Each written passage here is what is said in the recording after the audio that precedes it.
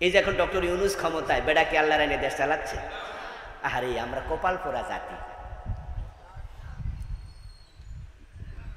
এই জুলাই আন্দোলনে 2000-এর কম বেশি লোক শহীদ হল। এবারের আন্দোলনটা করেছে পুরা ডাইনপন্থী লোকেরা, বামপন্থীরা না। বামপন্থী তো শতকরা 99 জন আওয়ামী লীগের পক্ষে ছিল, ঠিক কিনা? ওরা আওয়ামী লীগ পন্থী ছিল।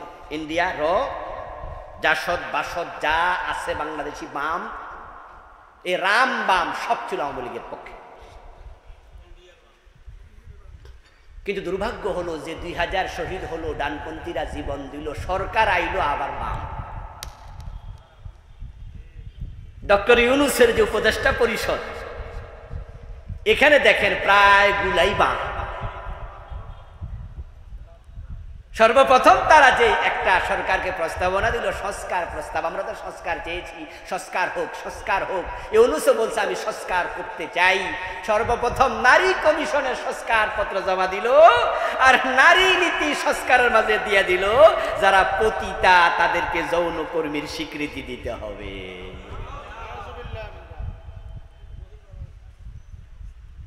কি পরিমাণ বাম চিন্তা থাকলে এই প্রস্তাব দিতে পারে? শহীদ হলাম আমরা, ক্ষমতা পাইল বামেরা। আচ্ছা, আপনাদের কাছে আমার জিজ্ঞাসা, পতিতাবৃত্তি, টাকা দিলে জেনা করা, এই যে টাকার বিনিময় বেশ্যাবৃত্তি, এটা কি কর্ম না অপকর্ম? কাম না আকাম?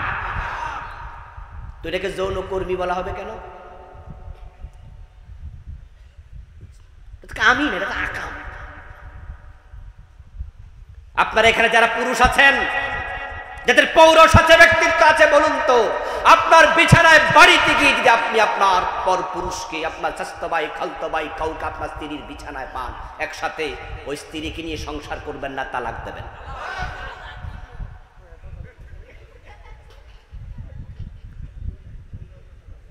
গাম্ভীর্যতা ধরে রাখুন, কারণ যারা আমাদের কাছে বড় নিকৃষ্ট জিনিস। কোন ব্যক্তিত্ব সম্পন্ন পুরুষ তার মেয়ে জেনা করবে, তার বউ জেনা করবে, তার আত্মীয় জেনা করবে, এটা সহ্য করবে না, এটা অপকর্ম। তাম পৃথিবীতে যত ধর্ম আছে সকল ধর্মে জেনা ব্যভিচার নিন্দিত। আর তারা এসে বলছে যৌনকর্মীর স্বীকৃতি দাও।